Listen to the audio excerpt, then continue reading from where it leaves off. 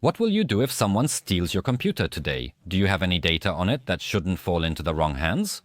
Think about it for a moment, and before you start doubting that this could ever happen, let me tell you that if you work and travel often with your laptop, the chances are higher than you might think. Laptops are found daily on Polish trains, but likely only a small portion reach the conductor. Laptops left in cars also disappear, and not just from parked cars. Even when you're stuck in traffic, someone can brazenly pull up, break the window, and snatch your laptop bag.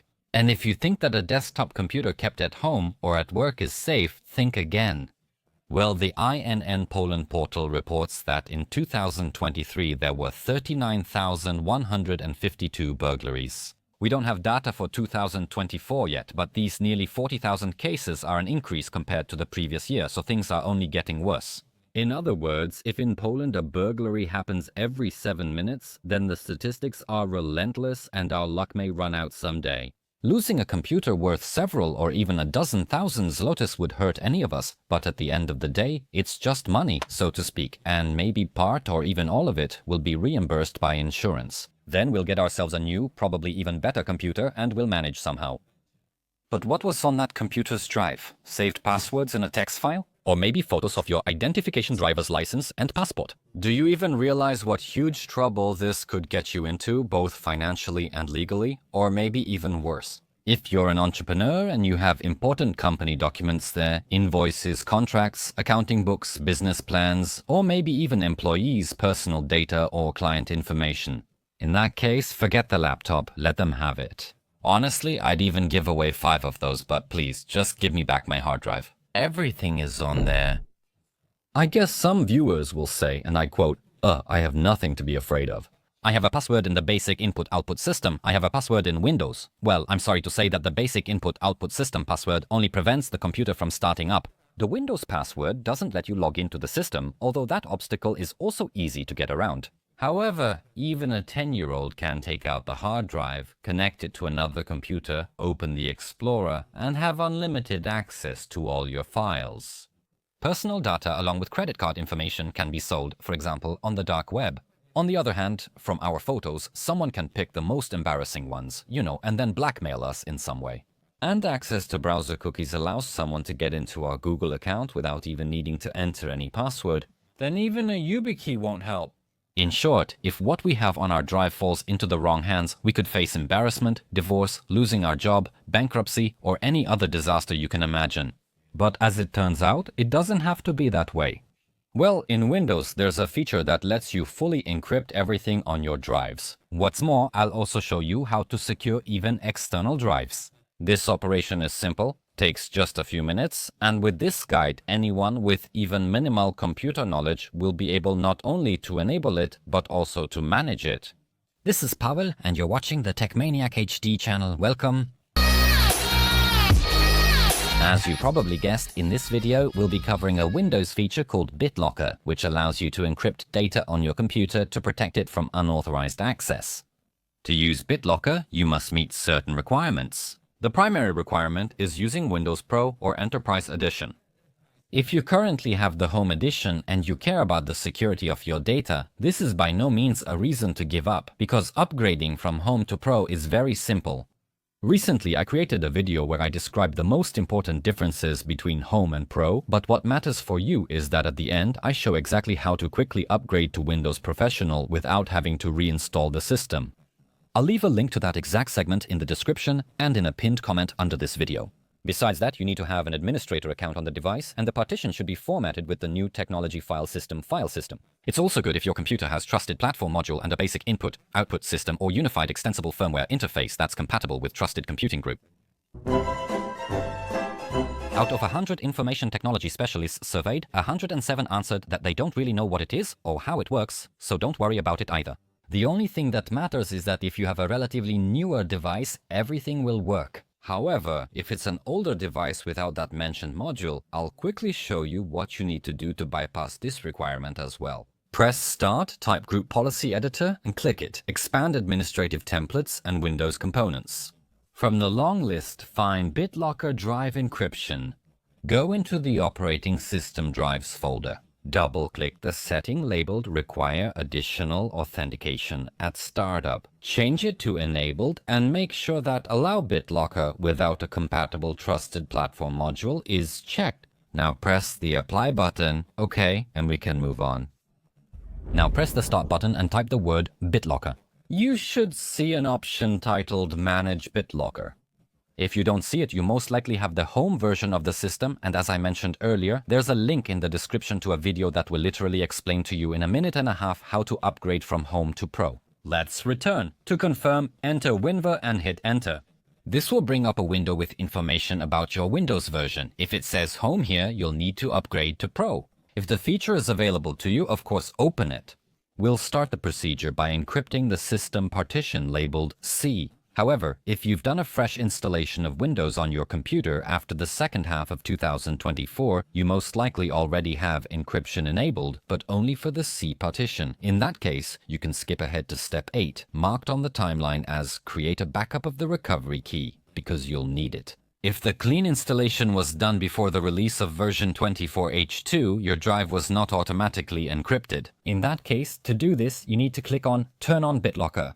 The program will ask you to choose an unlocking method, which means that if you choose a personal identification number, which must consist of at least 6 digits, you will be asked for it every time you start the computer, which can get a bit annoying in the long run.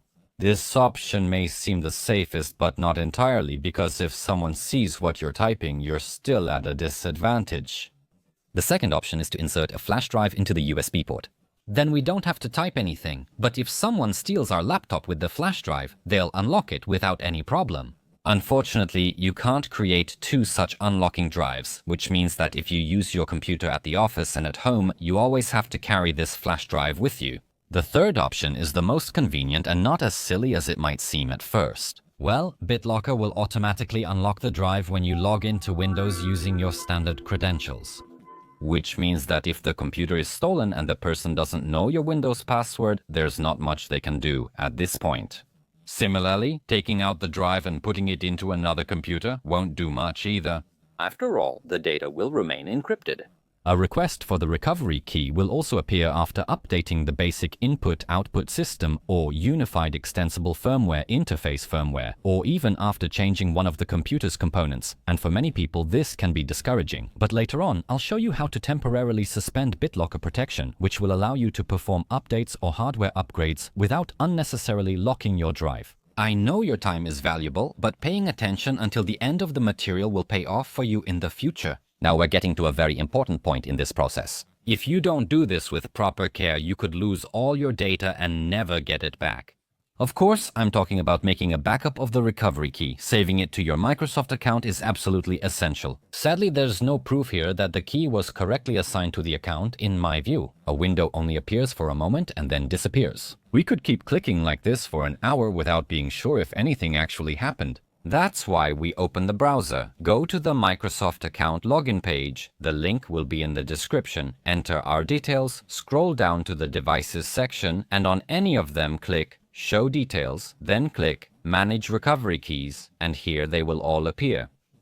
The list isn't sorted chronologically, and the names might not tell us much, but you can find today's key by the date, and that will give you confidence that it has been correctly assigned to your account. When you need it, I think you'll remember the way to find it. If not, just click the like button under this video, add it to your favorites or even to your browser bookmarks, and whenever you need it, you'll quickly find this material. Okay, but what if you lose access to your Microsoft account? That's why, while you're still here, take a look at your security settings. Install the Microsoft Authenticator app on your smartphone and enable two-step verification on your account. I suggest saving the recovery key in a file in addition to other precautions. You can keep it on a cloud drive, for example on Dropbox or Google Drive. It probably doesn't make sense to keep it on OneDrive, but it's definitely worth putting it on an external drive or a USB stick. What's more, if you use a password manager and have it properly secured, why not create a secure note where you can store the recovery key?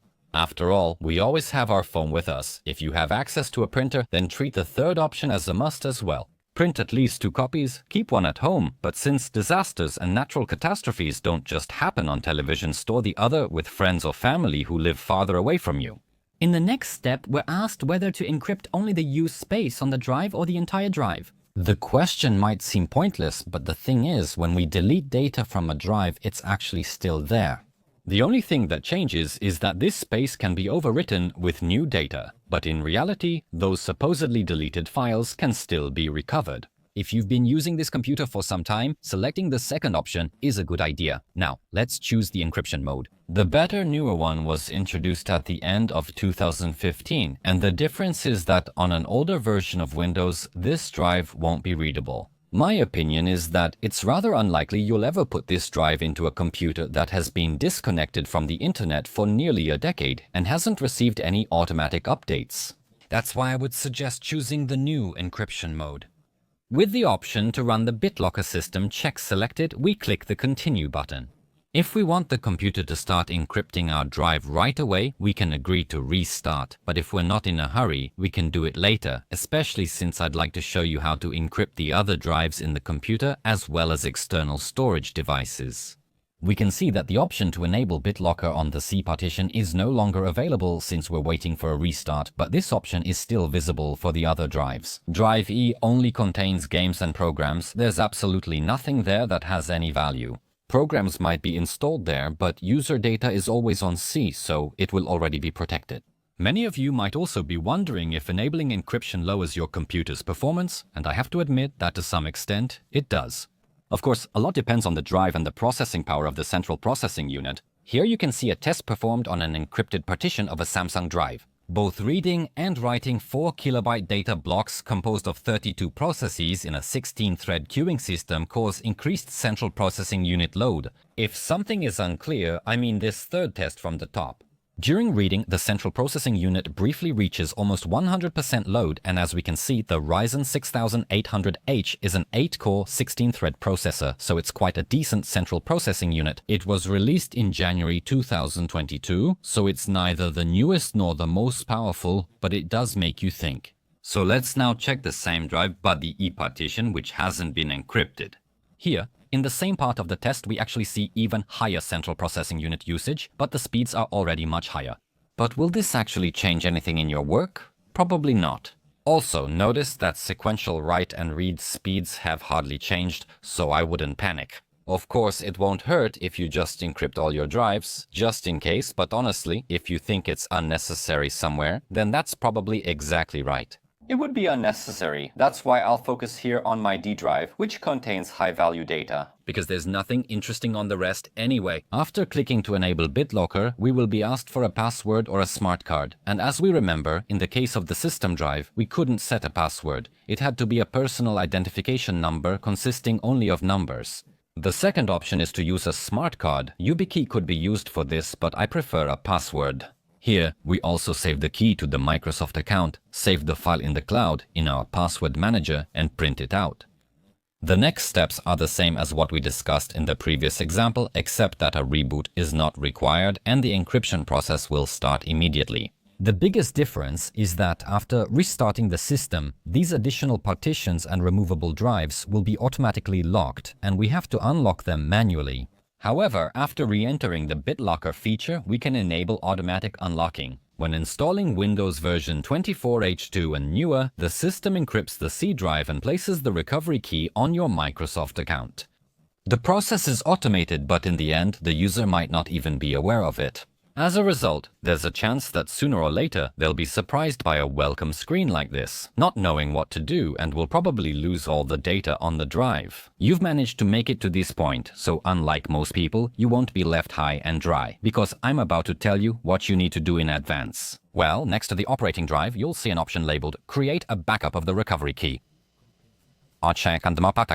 In the third part of this material, I went over all the steps in detail, so you know that you need to save the recovery key in several places. However, there are still a few very important options here. The first one is suspend protection, which we should always use before updating the firmware, meaning the basic input-output system or unified extensible firmware interface, but also before any hardware upgrades. Otherwise, BitLocker will detect a change that could actually suggest someone is tampering with our device, and to confirm that it's really us, it will ask for the recovery key. I think clicking suspend protection for that one restart is less of a hassle than having to find and manually enter a long key. You just have to remember about it. The last option visible here is to turn off BitLocker, which means the drive will be decrypted. This raises the question in your mind, is it really worth using BitLocker, since during firmware or hardware updates, it will ask you to enter the access key? It's definitely a bit discouraging. In the case of a desktop computer that's only used for gaming and where you often make hardware changes, enabling BitLocker, at least statistically speaking, can be more irritating than beneficial. However, my advice is that encryption should be enabled on every computer where you actually work and store valuable data. On laptops, hardware changes are very rare, and usually after a year or two from production, there are no more firmware updates, so it's extremely rare that you'll actually be asked for that key. Importantly, when you later sell the computer, you can be sure that the new owner won't be able to recover any data from the drive. Another advantage is that using BitLocker doesn't require any additional fees. Of course, you need Windows Pro for this, but in the description below this video, I've left a link where I explain how to upgrade your system for just a few bucks, so you don't have to spend $1,000.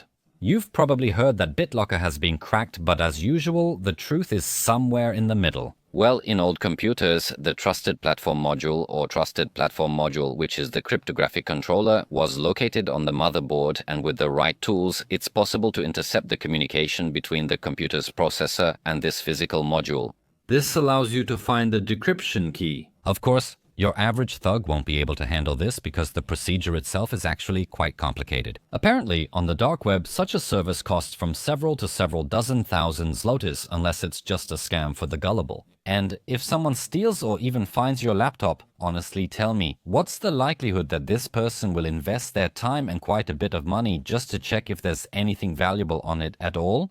Well, I think that's very unlikely, but that's only half the story because this method doesn't work on all devices anyway. Firmware Trusted Platform Module, the software version of this security feature, is still considered unbreakable. Therefore, I would like to say that BitLocker is a sufficient tool for any regular computer user and for most small business owners. Even if the software-based BitLocker hasn't been cracked yet, it's likely that it could happen in the future. That's why it's worth using multi-level encryption, but the method I use myself is so secure that I don't want to reveal it to the public. If you run a company and want to consult with me for additional security, there's no catch to this method anymore. It's even resistant to the weakest factor, human error. However, for the general public and most entrepreneurs, BitLocker is completely sufficient. There are also rumors that more sophisticated law enforcement agencies might ask Microsoft to decrypt the drive. The software maker insists they reject such requests. It's hard to say for sure what the truth is, but as long as you don't attract their attention, you have nothing to worry about. It seems that BitLocker is generally viewed unfavorably by most people, regardless of who you ask. This reluctance is very contagious, but this negative opinion, as is often the case, comes from ignorance and a lack of understanding. For many years, I myself have been encrypting data that shouldn't just be lying around on the disk, but as I mentioned, this method is very sophisticated and, in the wrong hands, can even be dangerous. However, BitLocker, because that's what we're focusing on in this material, is simple and easy to use, and having such a tool at hand, it would just be foolish not to take advantage of it. In the near future, I also plan to prepare material about encrypted backups, and it might be very useful for you. That's why subscribing and checking my website www.attackmaniac.pl from time to time will help you find it. If you have people in your environment who work or run a business, please draw their attention to the issue of disk encryption because it can protect them from problems and huge losses.